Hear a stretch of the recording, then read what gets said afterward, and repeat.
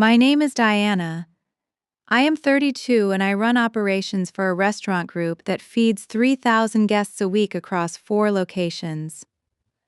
I know exactly how a check moves from the kitchen to the table. I know who touches it, who signs it, and who pretends they did not see it coming. So when my parents called me after 3 years of complete silence and invited me to a small quiet dinner to heal as a family, I should have asked one simple question before I said yes.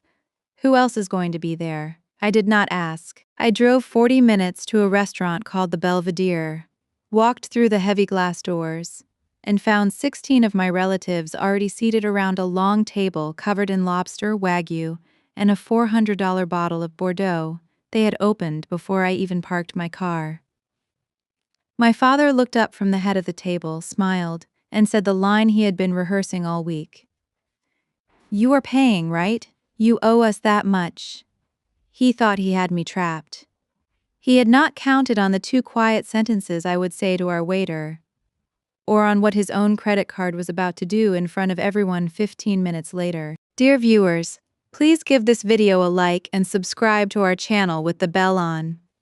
And now, let us continue.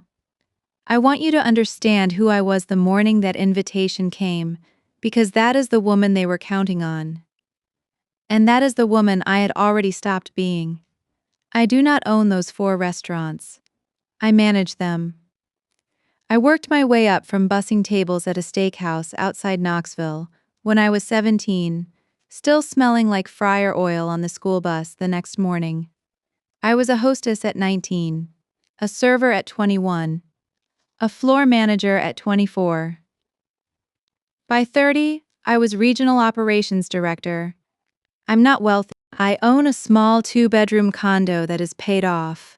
I have a retirement account I never touch, and I have exactly one habit when I eat out. I order sparkling water. Still or sparkling, that is it. My staff thinks it is a quirk. It is not. When you grow up being the one who pays for everyone else's steak, you learn to keep your own tab small enough to walk away from. That Tuesday, I was in my office, looking at a vendor contract for olive oil when my phone buzzed. For 3 years, I had been removed from the family group chat. The day I became the villain, I was just gone. No warning, no discussion. And now there was a notification. Family had added you back. I stared at it for a full minute before I opened it. The group still had the little red heart my mother chose 6 years ago when she created it. Back when it was for Thanksgiving recipes and photos of my sister Brooke's dog, there were no old messages above. Either they had cleared the history or, more likely, they had kept a second group without me the whole time. My mother's new message was warm and careful and sounded rehearsed. She said she and my dad had been doing a lot of reflecting and wanted to invite me to dinner at the Belvedere to start healing as a family. Just the 4 of us, she wrote. Her dad, me and Brooke. A small dinner. A fresh start. 30 seconds later, a second message came in. Family takes care of family, sweetheart. It is time we remembered that. I read that twice. That sentence had always meant one thing in my house. Diana takes care of family. She said it when I was 19 and she needed my tip money to keep the lights on. She said it when Dad needed a cosigner for his truck at 23. She said it when Brooke's first apartment fell through and I quietly paid the deposit so she would not be evicted. And I noticed what my mother did not say. She did not say we were sorry. She did not say we were wrong. She said it was time to heal, as if healing was something that just happens with no one responsible for the wound. I typed back, I will be there. Then I put my phone face down and went back to the olive oil contract and pretended my hands were not shaking. 3 years earlier, Brooke decided to open a cafe. Not after a business plan, not after a market study. She saw a cafe in Charleston with exposed brick and a chalkboard menu and thought, I could do that. She was 26. She had never managed anything bigger than her own closet. She needed a $75,000 small business loan, and the bank would only approve it with a cosigner. They asked me. My mother called on a Sunday. My father sat next to her with his arms crossed, already angry before I had even answered. Brooke needed the loan. It was her dream. I had good credit, a stable job, a history of saying yes. Just sign the papers, Diana. I asked to see the business plan. Brooke did not have one. I asked about her lease terms, her food cost projections, her supplier contracts. She looked at me like I had insulted her.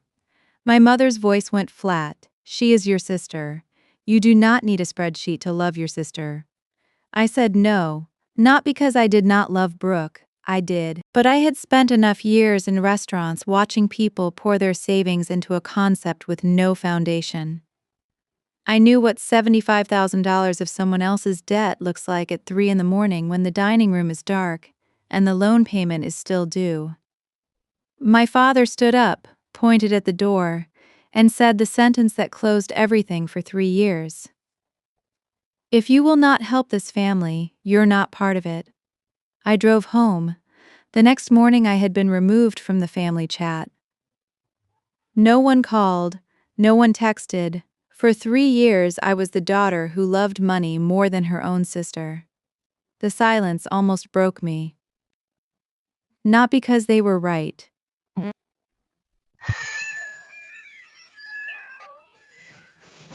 I knew they were not.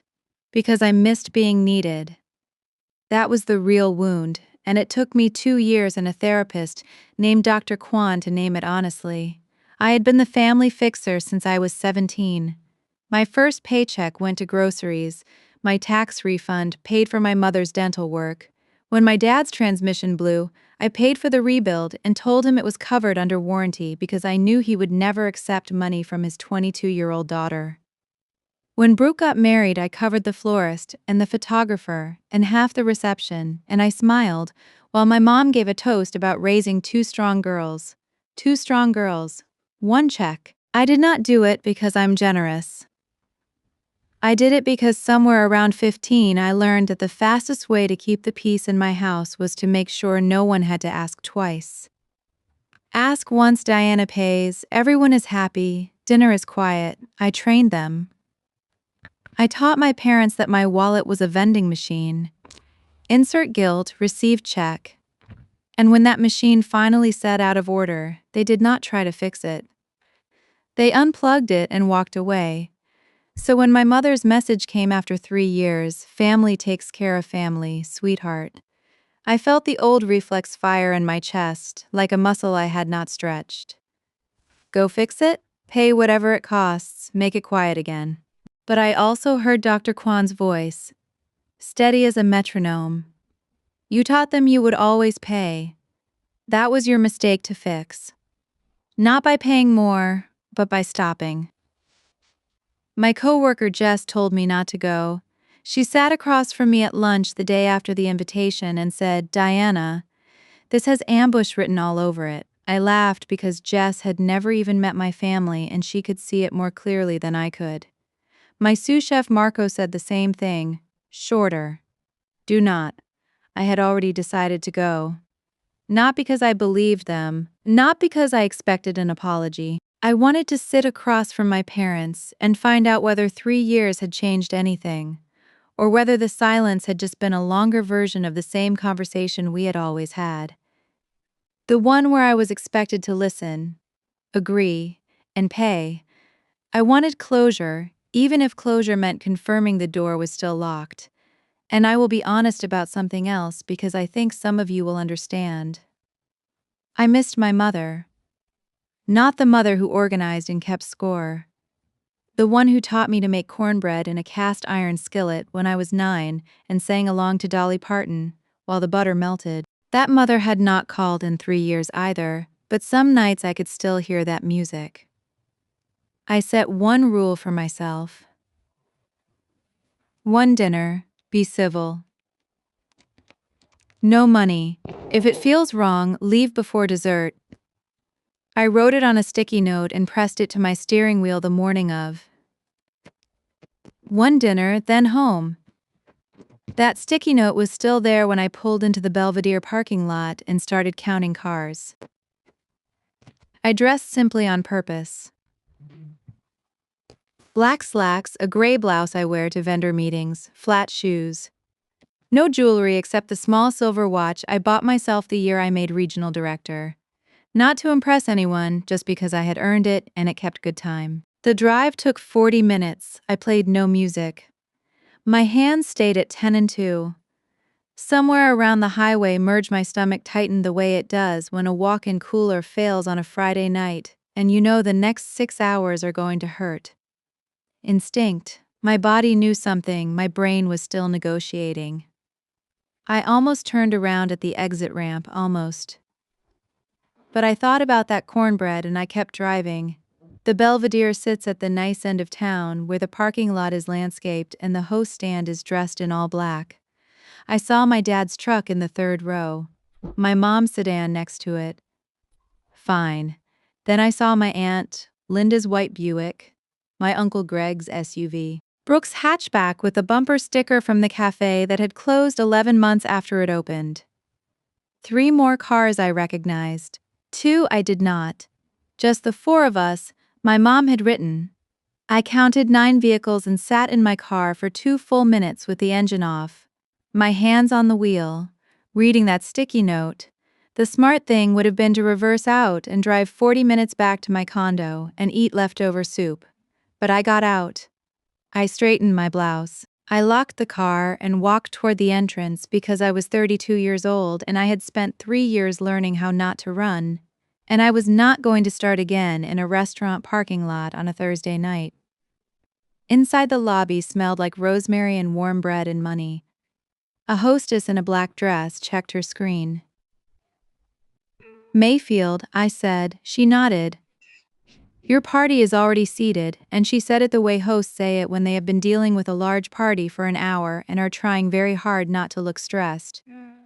I recognized that look. I had worn it 1,000 times. She lifted one menu, just one, and led me toward the back dining room. I could hear them before I could see them. Laughter, clinking glasses. My Aunt Linda's unmistakable laugh cutting through the murmur of every other table. I turned the corner and saw the table. 16 chairs, 15 of them filled, one empty at the far end directly across from my father. The table stretched the entire private alcove, white linen, heavy silver, low candles. There were platters I could identify from 10 feet away, lobster tails fanned across crushed ice, Wagyu sliders on a tiered stand, a charcuterie board the size of a coffee table. In the center was a bottle I recognized from vendor tastings, a 2016 Saint Emilion Grand Cru, retail around $400, already half empty. They had been here a while. They had been ordering hard. The hostess paused at the edge of the alcove and glanced at me with a look that translates perfectly across every restaurant I have ever worked in. Good luck? Then she leaned closer and said quietly, Your father put a card down to hold the reservation. We require 1 for parties over 12. I filed that sentence the way I file every operational detail, silently and completely. His card was on file. He had secured the table. And somehow I already knew the bill was not supposed to land on him. My mother saw me first. She stood with both arms open and every head turned. Diana, oh sweetheart, look at you. There was applause, actual applause, like I was a returning soldier and not the daughter they had not spoken to in 1,000 days. My Uncle Greg whistled. My Aunt Linda dabbed her eyes with a cloth napkin. Brooke raised her wineglass and smiled the kind of smile that has teeth but no warmth. Just the 4 of us, my mom had written. I sat down. What else do you do when 16 people are watching you, and the chair is already pulled out and a glass of water is being poured before your purse hits the floor? I sat and I smiled because that is what 15 years of front of house training gives you. The ability to smile while your brain runs a full threat assessment. My mom settled back, beaming. We wanted it to be a surprise, the whole family together, just like old times. I thought it was just the 4 of us, I said. She waved her hand like she was swatting a fly. Well, once Linda heard, and then Greg, and then your cousin Tara, it just grew. You know how family is? I knew exactly how family was. I scanned the table, Dad at the head, carving a Wagyu slider like it was Thanksgiving turkey. Brooke to his left, phone in one hand, wine in the other. Aunt Linda and Uncle Greg anchoring the middle. Cousins I had not spoken to since a Thanksgiving 5 years ago. Tyler, Megan, Jake, 2 wives I had met once, and a neighbor of my aunt's I had never seen in my life who was apparently eating lobster on whatever occasion this was. The wine was flowing, the platters half demolished. They had been here at least an hour before I arrived, and they had ordered everything on the menu that did not require thinking. My mom leaned across and squeezed my hand. See, family takes care of family. I squeezed back and said nothing. I was counting plates. My father is the kind of man who orders for the table, not asks, orders. He waved over a server, a young man barely out of his teens who looked like he was running on caffeine and anxiety, and rattled off additions without glancing at a menu. Another round of lobster, 2 more Wagyu plates, and bring another bottle of that Bordeaux, the Grand Cru, the good one. He said the good one loud enough for the tables on either side to hear. Then he pulled his credit card from his wallet and held it between 2 fingers like a magician, showing a coin before the trick. Put it all on this, he told the server. We are celebrating tonight. The server, his name tag said Nathan, nodded and disappeared toward the kitchen with the look of someone who desperately wanted a break. I watched my father tuck the card back into his wallet with a little pat, the way you pat a dog that performed well. Something was off. I had grown up watching Dad argue over the price of a muffler. I had seen him return a shirt because the sale tag was missing. Raymond Mayfield did not order $400 bottles of wine.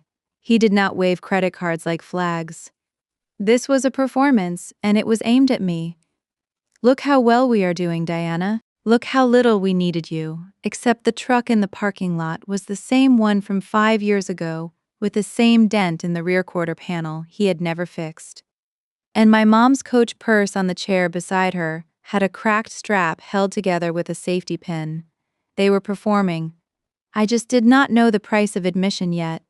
The small cut started around the second bottle. Aunt Linda leaned across Uncle Greg and said, "Must be nice running all those fancy restaurants while the rest of us clip coupons." She laughed when she said it, the way people laugh when they want you to know they are serious. Cousin Megan asked if I ever felt guilty living so well while my parents were going through a rough patch. I did not know about a rough patch. No one had told me about a rough patch. Brooke, without looking up from her phone, added she would not know. She has not been around. Each comment landed with the precision of something aligned, not scripted exactly but rehearsed the way a choir finds the same note without a conductor. They had been talking about me, about my absence, my money, my life. And they arrived tonight with a shared understanding. Diana left. Diana has plenty. Diana owes. My Aunt Linda delivered the thesis. She reached across, took my hand like she was comforting me at a funeral, and said, "Family does not keep score, dear." I almost laughed. This from a woman who once stopped speaking to her own daughter-in-law for 6 months over a seating chart at Thanksgiving. I pulled my hand back gently and picked up my glass.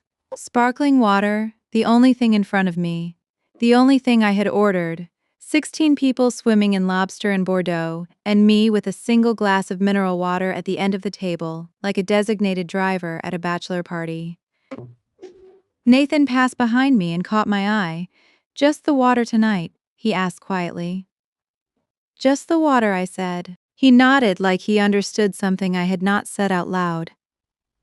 Let me tell you about Nathan. He was maybe 19 or 20, thin the way restaurant kids are before they learn to eat between rushes. He moved fast but careful, the way new servers do when the table is too big and the order is too complicated, and they know one wrong plate means a manager conversation they cannot afford. I recognized everything about him because I had been him, 17 years old, 2 tables deep, learning that the guests who snap their fingers are always the ones who tip the least. He was not alone on our table as I first thought. A second server, an older woman, was helping run food and clear plates, But Nathan was the one carrying the orders and the requests, and every "Excuse me, can we get more butter?" from my Aunt Linda, who had said it 3 times in 20 minutes. He never complained. He refilled my water without being asked, and when he set the glass down, he caught me watching the table with an expression I probably should have hidden better. "Long night," he murmured. "You're doing great," I said. He blinked, startled, like he had not expected a guest to say that. Then he stood half an inch taller and moved on. I excused myself to the restroom around the 40-minute mark. I needed 2 minutes without commentary and a door I could lock. The Belvedere restroom has cloth hand towels and lavender soap and a full-length mirror that makes you look slightly better than you feel, which is a neat trick when you feel like you're digesting glass.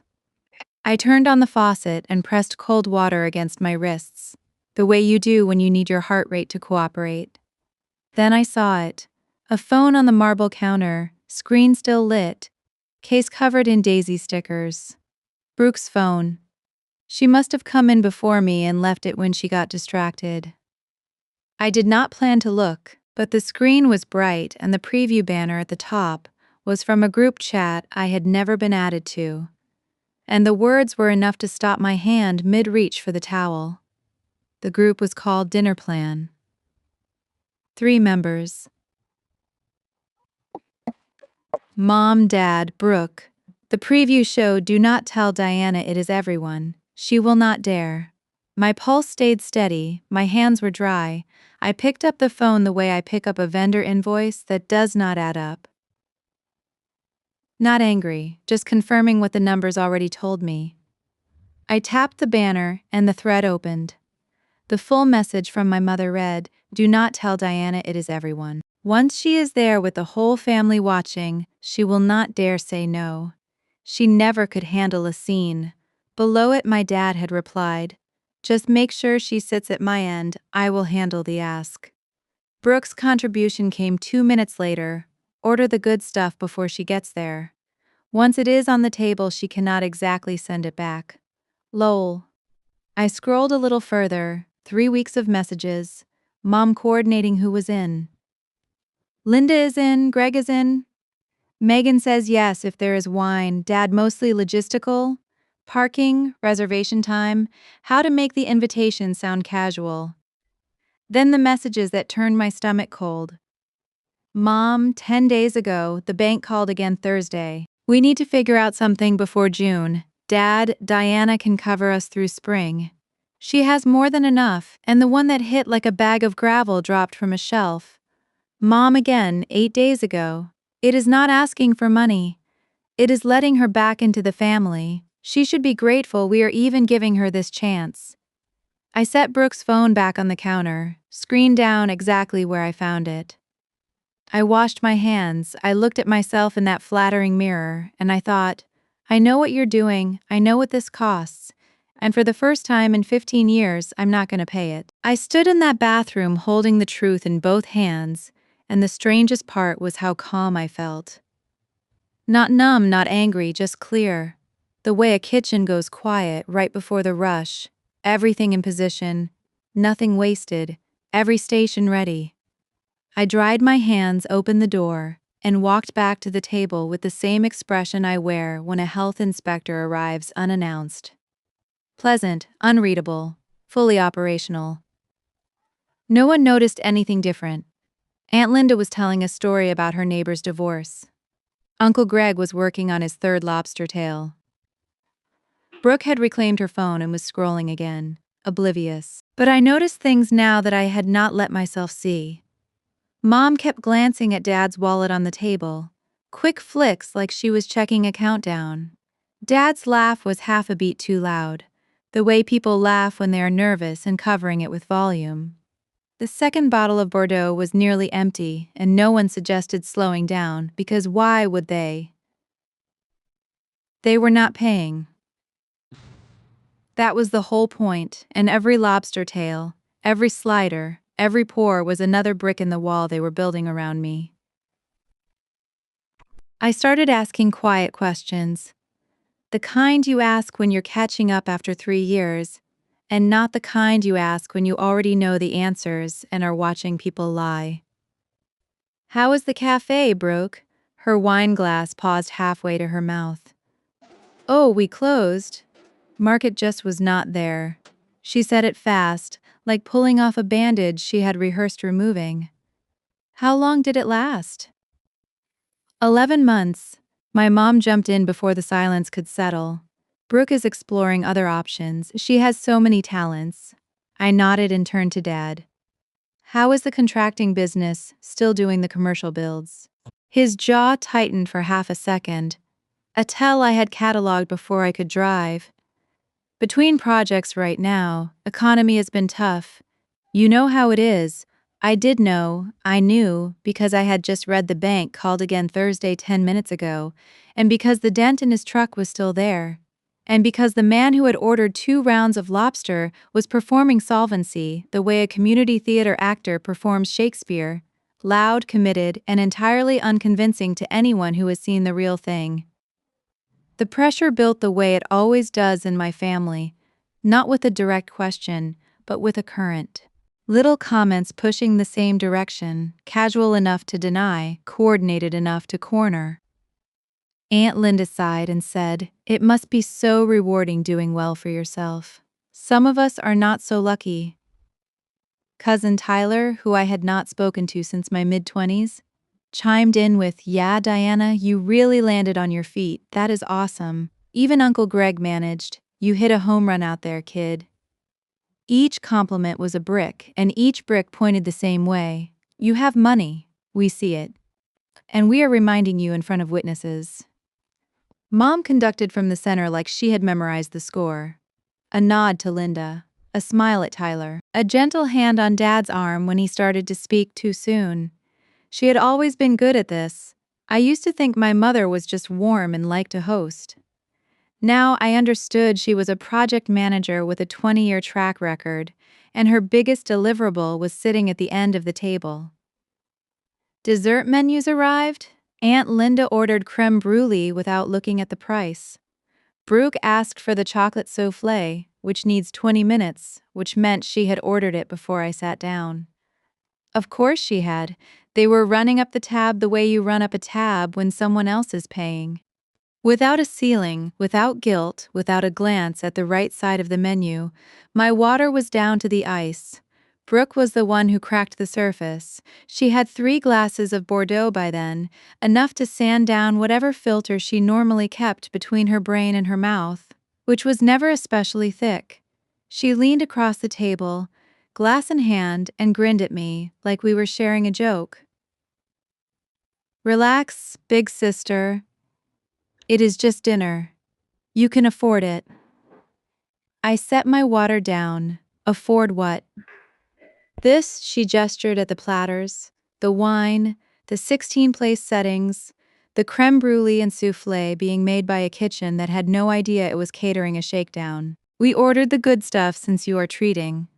She said it so casually. Since you're treating, like it had been settled in a meeting I was not invited to, which of course it had been. The table went quiet for about 3 seconds, which does not sound long until you're the one sitting in it.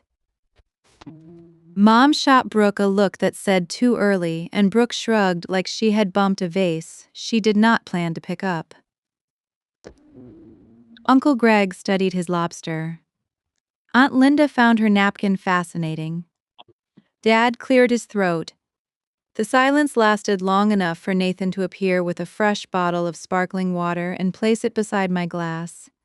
And for me to realize 2 things. First, Nathan was the only person at this table who had poured me something without expecting anything in return. And second, Brooke had just confirmed out loud what everyone here already knew. I was the mark.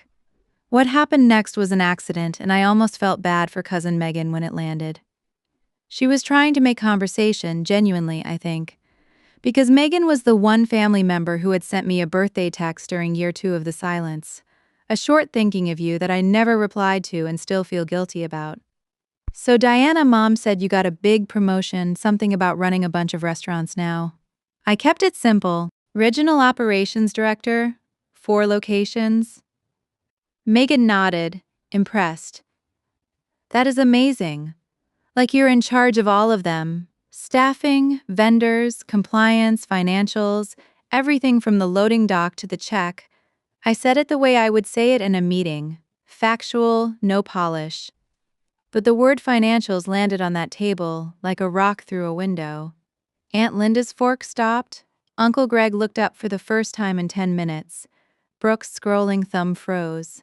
Even Dad shifted in his chair. They knew I was successful. They had built their entire evening on the assumption I was successful enough to pay. But hearing the scope, the authority, the specificity of what I actually did was different from assuming it. They had pictured a well-paid waitress who got lucky. They had not pictured someone who could read a profit and loss statement faster than they could read a menu, who managed vendor contracts worth more than their house, who knew exactly, down to the cent, what 16 lobster tails and 2 bottles of Grand Cru cost before the check ever arrived. Dad waited until dessert. He was strategic about it. The soufflé had arrived, the creme brulee was cracked, and the second bottle of Bordeaux was upside down in the ice bucket. The table was warm and full and slow with sugar and wine, and every face was soft with the satisfaction that comes from a meal you did not pay for and do not intend to.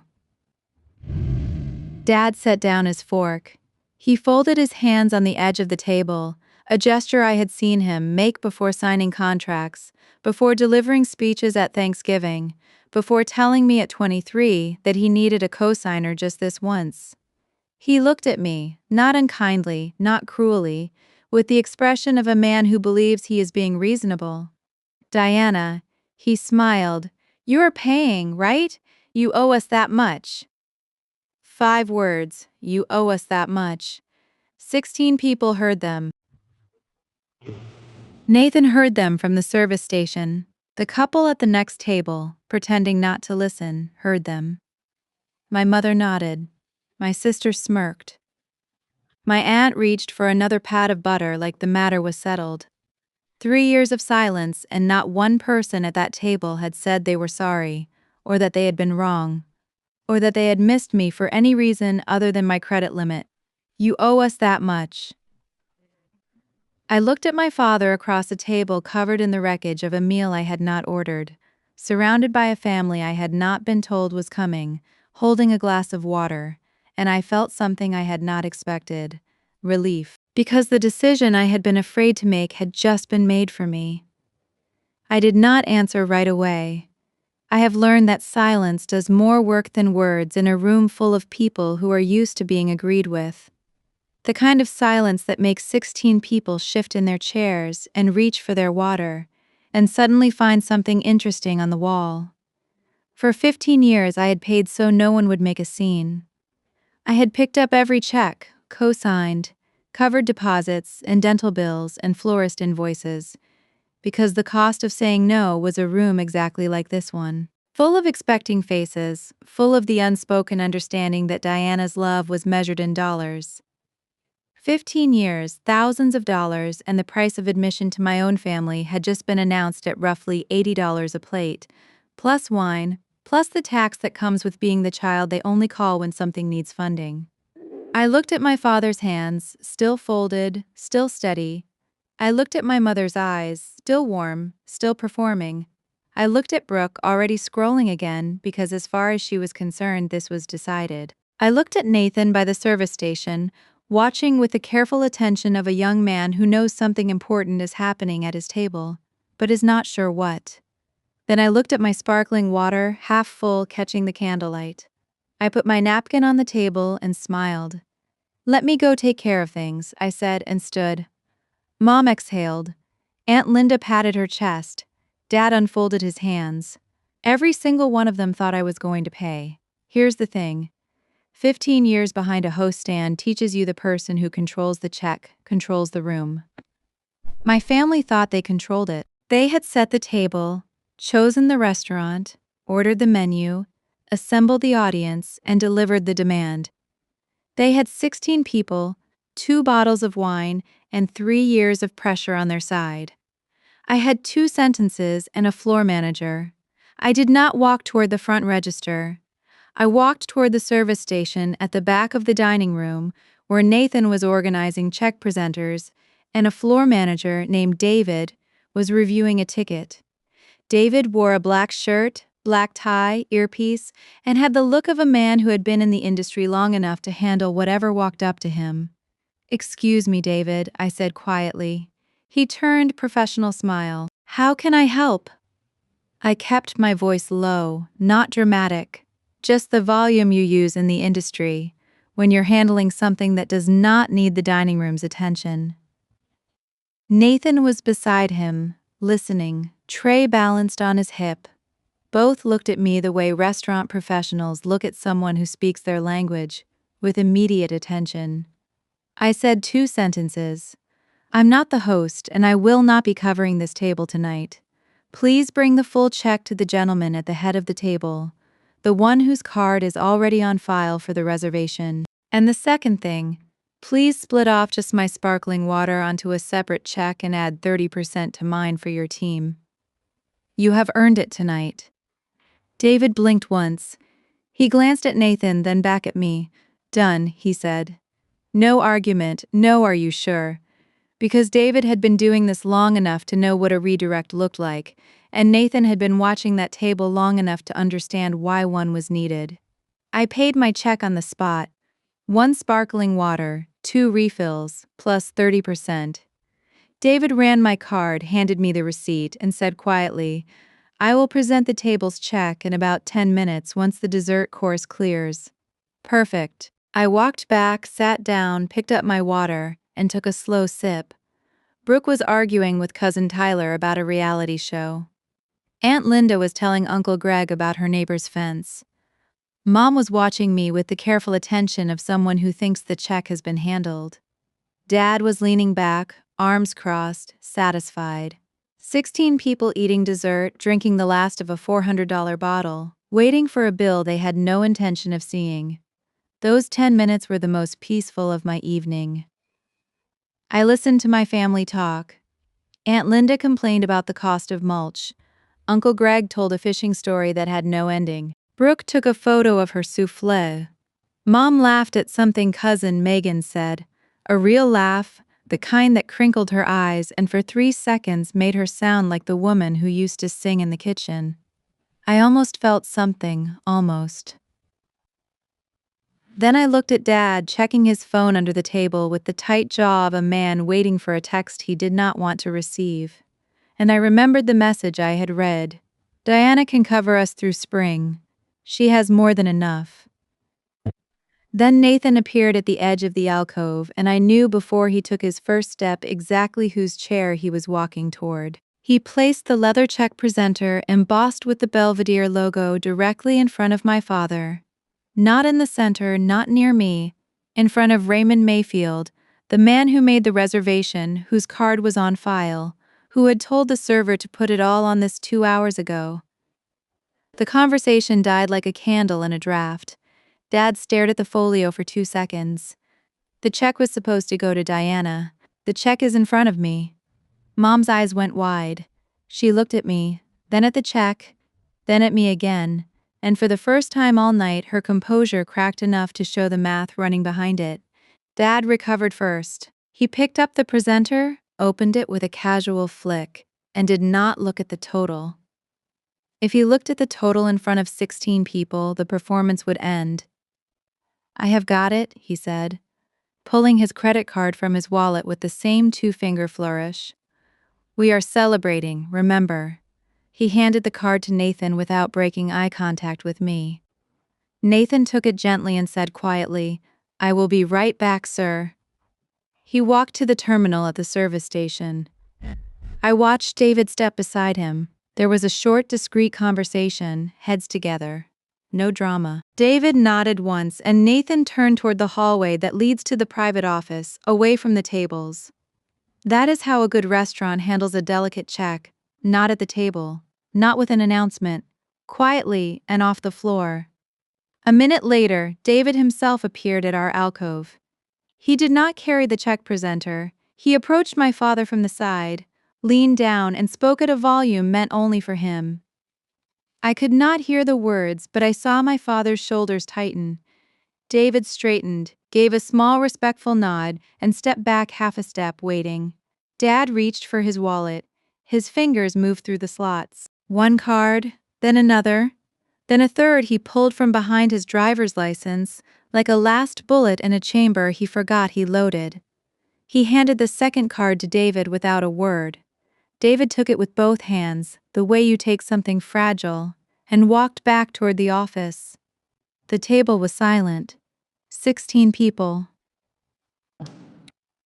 No forks moving, no wine being poured. Just the sound of Raymond Mayfield's 63 years of pride compressing into a wallet he could not close fast enough.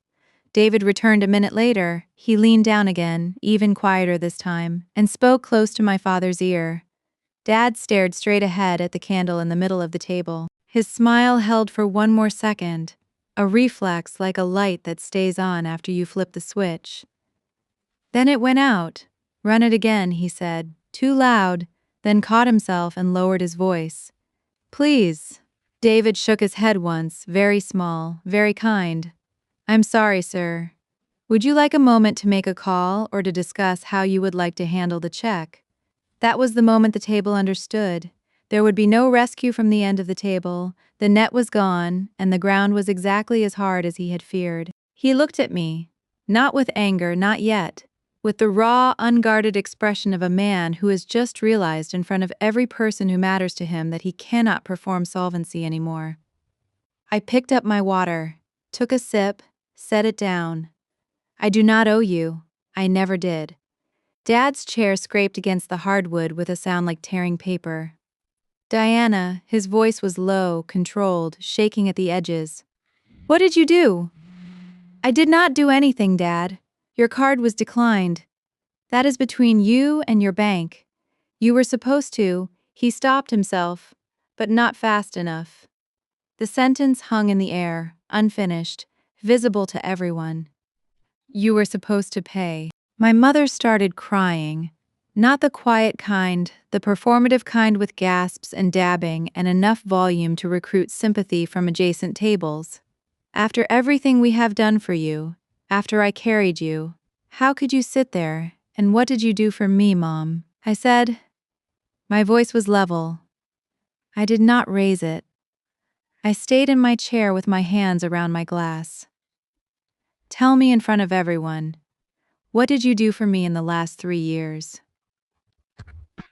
Brooke slammed her hand on the table. "This is so typical. You always have to make everything about you." Aunt Linda reached for my arm. "Diana dear, your father is clearly embarrassed. Can you not just—" "No." I said it the way I would say it to a vendor who tried to short my invoice. Clear, final, without apology. Then Dad broke. Not with anger, with something worse.